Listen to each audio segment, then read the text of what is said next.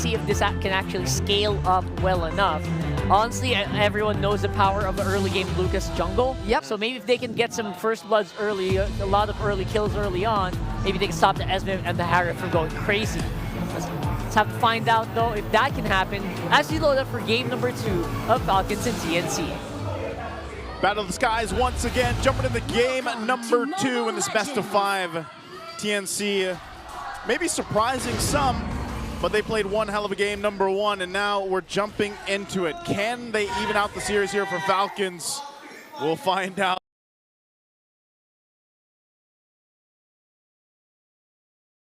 But we seem to see a lot of this combo now, the Badang with the Baksha. Yeah, and we can't forget the fact that Ogwin, this is one of his signature heroes alongside his cousin all throughout Season 15. And not to mention, Kyle Teasy was one of the first players to actually pull off the Lucas jungle successfully.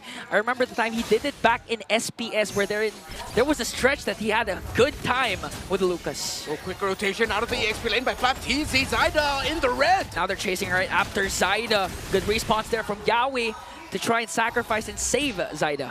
Okay, Zyda does stay alive, but he's going to lose some ground here, too. So Kyle Teasy, a little bit of a lead, hitting that level 4 already, and we'll take some more camps.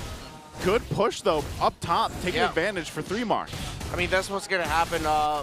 I believe that was an entire team call to tell Flcn, get out of the EXP lane. We'll try to find a way to balance things out with the Esmeralda later on, but just help us secure a very early kill. So that was a team, maybe it was even a coach call at the end of the draft where Trevor was telling Falcons, all right, guys, Flcn, get out of the lane, just clear it up real quick, invade, go for the golem, see if you can get a kill there, and they were able to do just that. Yeah.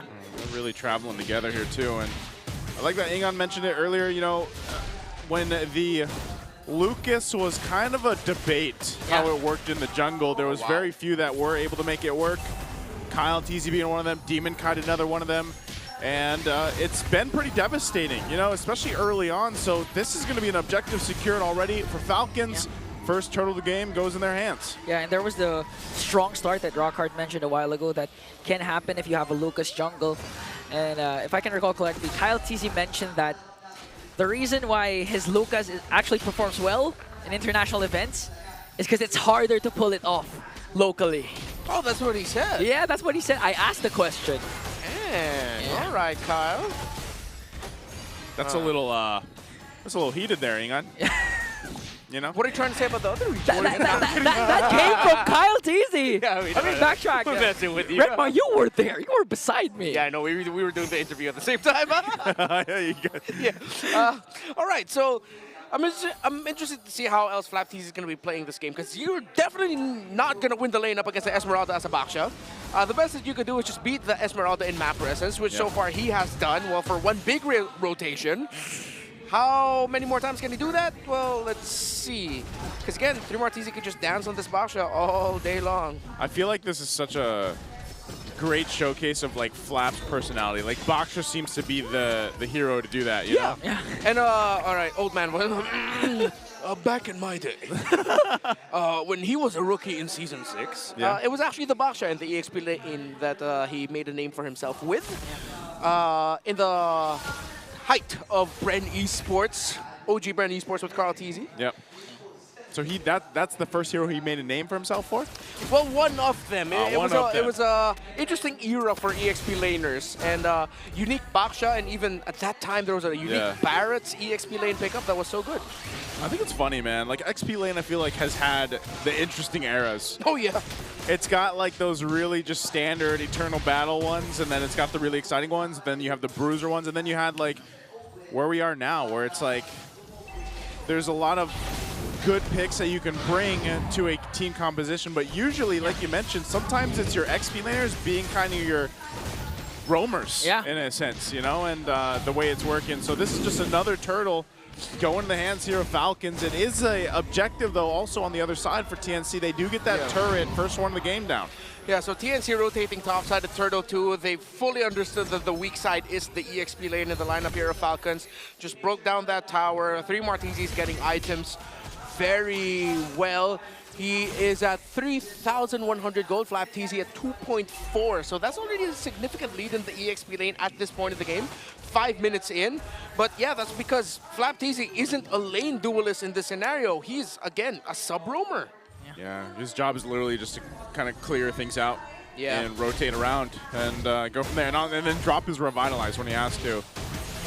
Part of that, too, is obviously the passive that comes with it. So I think this is, you know, if we were looking at anything from game 1 where Yawi was so aggressive and proactive on the Kalea, he's going to have a little bit of a different time here. Hold on, bottom lane. Shield Unity connects onto Benikute. Has to use the Zaman Force. Falling Star Moon 4-3 Martizi paired up with the real world manipulation. But still no casualties for both teams. Yeah, got a great formation there by Falcons. And you see Flapteasy full utility right now. It's Ogwin who's going to be... It's in his hands for the setups. Yeah. And holding on to it. A much better game, definitely this time around by Falcons. Even though they lost the tower up top, they're equalizing it. They have a very slight gold lead. And yeah, they can just rotate well at this point compared to game number 1 where they just felt helpless. Yeah, this one is a lot more standard, I would say, and clean, at least for Falcons, with this kind of lineup that they can play with. But as I was saying earlier, I think a big part of this is still how do they go ahead and play against what Yawi can do. Looks like 3Mars is going to go ahead and get out of there. Didn't even need to use the flicker, so they're fine. Turtle's going to come up, though, and Falcons is in position. They really want to lock down these objectives as they continue to put pressure now on this top side turret. I'm not sure if TNC is even really in a fighting position, though. You know, like, if you think about it, they got to let Benikute farm up, as he does in the bottom lane. They might try turret for the turtle here, but that's the thing. If you think about the 4 members that they have, they really have to catch Falcons off guard or get the RWM in the right place to have Zyda come in with that damage. Yeah, it's like the Harith has another condition for the fight, and it's the Eve. Yeah. It's like you got to pair those two up together really well, especially with the type of lineup that Falcons has brought to the table. I agree with that. Let's see if TNC Pro Team can eventually find that, or if when Benikute finally fulfills the second item, wait in the middle of the map. TNC's going to get caught out, but it looks like they'll be able to escape. Oh! Phew! Catches 3 Martizi there with the Lantern Flare. Now Kyle Teasy onto Lancey. Might be able to take him down, and he will do so successfully. Yawi again caught in the middle, up against 4. Super Marco picks up the kill. Oh, Benny. I don't think he's not online yet enough. Yeah. And that's exactly what we were kind of segueing in, you know, into. Like, Benny's got his own thing he's got to do, and that's just farm up, because even if they find those moments, and let's say more members of Falcons were down, Benny just doesn't have that damage just yet on the Harith. Takes a little more time to cook there. So that's another turret that will fall. Falcons bringing the lead now just about to 3,000 gold or a little more. Yawi, he's going to pop that conceal. He's like, I got to get out of here. Yeah, he has to. Kyle TC spots out his Walk. Now even used the Red Ray up against 5. Yawi, where are you going to go? Where are you going to look? Who's going to get the kill? Of course they're going to bring it to Super Marco. Ooh, turned him into a Sky Piercer stack. Yeah. Wow, what a punish there by Falcons. And yeah, TNC Pro Team have completely left their comfort zone from game number 1. As it seems like what works for Falcons is to just pick up beefy dudes that can just run over you. Literally what they are in real life. That's true. That's what I'm saying. You know, the Baksha kind of fits the flap persona, you know? All he needs, all the Baksha needs is a skin where he can actually, like, flex while he's rolling around. Yeah, I think we're just going to see a lineup full of shirtless dudes for the rest of the series for Falcons, and it just works out for them. Just muscles on muscles. Dude, with a mage. MPL Philippines needs to do a piece of content where they take the Onyx boys and the Falcon boys, and they have, like, a liftoff or something. Oh, yeah. And you should host it, Nice. And I'll host it. Yeah. We can host it, you know? Yeah. Renmar can host it. Renmar's a gym guy, too. Yeah. Have you seen his calves? Yeah, he's got the best calves out of everybody, dude. That's actually true, That's folks. actually true. We are not capping. We're not calving. Okay, Yawi. All right. Yawi flickers in, already cast the ultimate, but they were prepared for it as Kyle Teasy picks up a kill, and the Lord. Benikute doing his best, but Ogwin catches him. Here comes you from the back, zoning out every single member. 4 Phoenix Army down through Martizi, has to flicker out. Was able to get away, but Falcons, no casualties, plus the Lord. It's so violent. It's a lineup jacked up on like 20 grams of creatine each. With a mage. You don't have to loading phase, guys. You can just take the 5 grams a day. TNC has no kills. After what they did to Falcons in game number 1, Falcons are just running over them right now. Pure stampede. This is literally brute force. Yes, brute force. This is what they just called back to. This is what they were doing in Season 6. Well, not really, because Carl Teasy was playing Marksman and Assassins at the same time back then, but it's just dudes on dudes. Yeah, and this is a pretty bad situation to be in. I mean, okay, Yawi, you'll get out of there, but man, like again, you're almost 8,000 gold behind. Shield's already popped in the mid and the bottom. The Lord is still up here, so that top turret shield's gonna go down too. And this is looking a little dire for TNC. It just feels like the fire that they had on the Phoenix from game 1 has been doused out for now. Yeah. Well, to be fair, TNC, even Benecutie had more kills than the whole squad of Team Falcons. They took it personally. Yeah. 0-9 so far, but who knows? Maybe one Hail Mary play from Yawi. One good ultimate can turn the tides for them. Yeah. But with the 7.5k gold lead, even if TNC manages to wipe out Falcons, they're easily going to bounce back. Yeah, I mean, the draft philosophy of Falcons here is similar to what TNC Pro Team showed in game number 1. In game number 1, it was everything for the 1-1. Yeah. This lineup is everything for Super Marco. They did that in game number 1 too. It was also a Granger, but it just didn't fare out well. The TNC lineup was purely better. But here this time around, now that they have significantly more damage that can be up in your face, can throw his body, still deal a significant amount of damage in the Lucas compared to the Suyo, then yeah, you're gonna have an easier time around. I feel like this is what Falcons wanted to do in game number 1, except this time they have a much better piece in the Lucas, and they don't have to worry about the 1-1. And the big part of this Bakshi and why he's popping up so much too is the fact that the amount of pressure that he brings where, like, even if you're just rolling around and you're not actually planning to initiate, but you just kind of do that fake out jump, you know?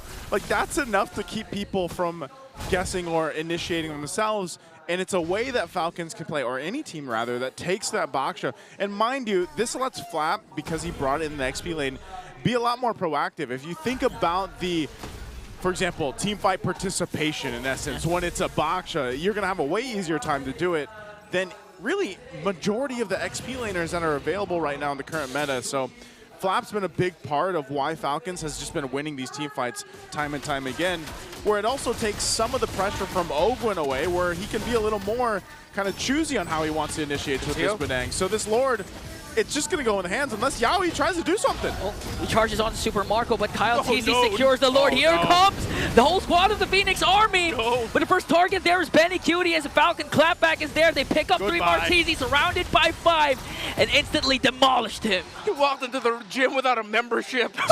Not like that. That's walking to the gym without your headphones. Yeah, you're like, yeah, I'm going to go home. I'm going to roll that. Oh. Wait a minute, though. Zyda got caught out again. Super Marco picks up his 6th kill. Now, Team Falcons has a 9k gold lead. It's so violent. TNC has 0 kills. I mean, I gotta commend Yaoi for him trying to drop the portal down onto Super Marco, but he got the flicker out, dash out in time. And when the rest of TNC came in, they're right in the middle of the Juicens Lantern, and then everyone else on the side of Falcons. Oh, that's oh man, this is, I don't know if they end it here. Do they end it here? Yeah, they can.